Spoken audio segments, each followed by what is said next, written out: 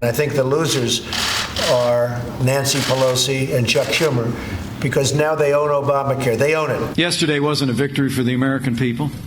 It was a victory for the status quo in Washington, D.C. And I think the president's disappointed in a number of people that he thought were loyal to him that weren't. Plenty of finger pointing to go around these days, but keep in mind that all these parties will have a stake and a say in whatever President Trump decides to do next. And there's no guarantee that the political landscape gets any easier going forward. Joining me now, Illinois Republican Congressman Adam Kinzinger. Good to see you, Congressman. Good morning. Thank you. Thank you. Good morning. You know better than anyone, your party ran on repeal and replace health care. So what do you do now?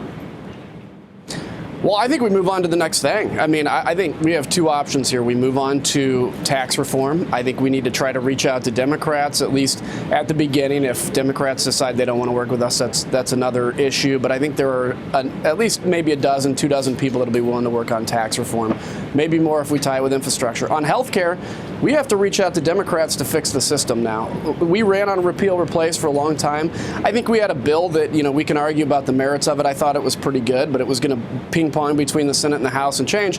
But we had a group of 30 people in the House called the House Freedom Caucus that was upset because they didn't get to write the bill. Well, you don't write bills as a caucus, and then, so that's where we're at. It didn't go through. They own the loss of the bill, and I think we move forward to the next thing now. You think they own it. You retweeted President Trump's knock on conservatives, who he says saved Obamacare.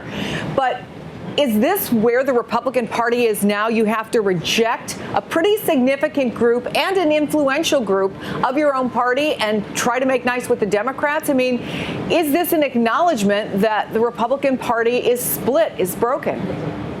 Well, look, I think it's important to note there's about 30 of these folks in the House Freedom Caucus. I call them the so-called Freedom Caucus. There's 200 other members of the House. So we're a very united party, but these folks can deny us the ability to vote in a majority. So we have two choices.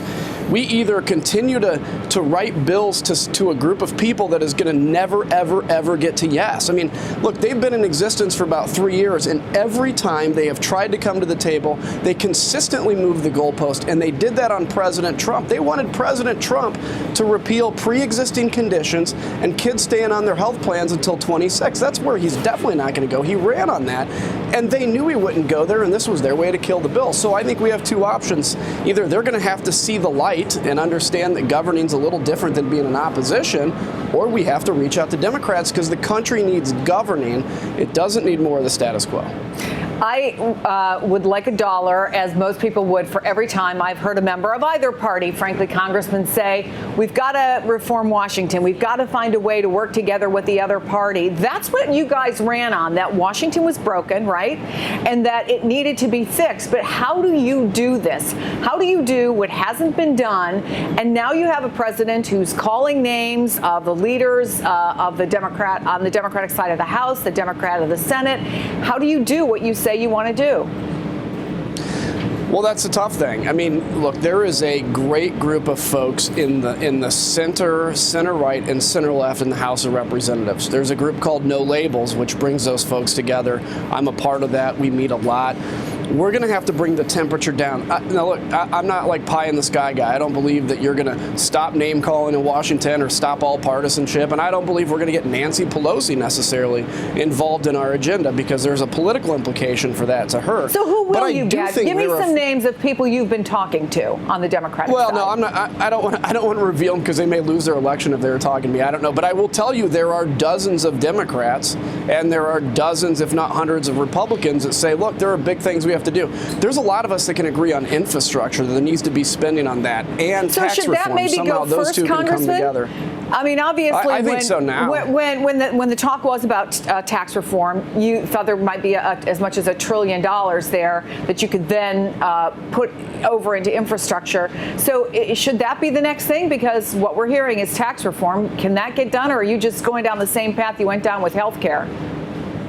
I guess you don't know till you know, and I hope that we're not going down the same path as with health care, with tax reform, because I think there is an opportunity to do things in a bipartisan way. Tax reform is not as ideological necessarily as healthcare unfortunately has become. So I think it is important. Let's go with tax reform first. I think we have an opportunity to marry that together with infrastructure. So you look at, Democrats and Republicans who love infrastructure, you marry that together, if possible, with tax reform, in essence, in one big reform package.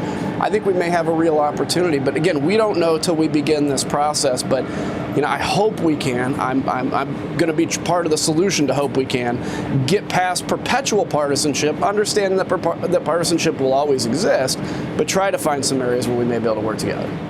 Congressman Adam Kinzinger, always good to talk to you. Thank you. You too. Anytime. Thanks.